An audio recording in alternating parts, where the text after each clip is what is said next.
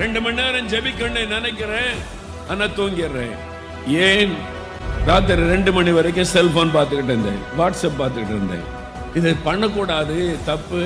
சீக்கிரமா படுத்துட்டு சீக்கிரமா ஜெபிக்கணும்னு நினைக்கிறேன், விரும்புறேன், முடியல. நான் விரும்புகிறதை செய்ய முடியல. இந்த தவறான தொடர்பு வேண்டாம், தவறான ஃப்ரெண்ட்ஷிப் வேண்டாம், தவறான ஃபேஸ்புக் கனெக்ஷன் வேண்டாம்னு தீர்மானம் எடுக்கிறேன், மறுபடியும் அதை செய்தறேன். என் கண்கள்ல பரிசுத்தமா இருக்கன்னு நினைக்கிறேன், ஆனால் அசுத்தமானதை பார்க்கிறேன். என் சிந்தனை பரிசுத்தமா இருக்கன்னு விரும்புகிறேன், ஆனால் சிந்தனையில அசுத்தத்துக்கு இடம் கொடுக்கிறேன். நான் விரும்புகிறதை செய்யாதபடி வெறுக்கிறதை செய்கிறேன். என் மாம்சத்தில் ஒரு போராட்டம், அதிலே தோல்வி அடைகிறேன்.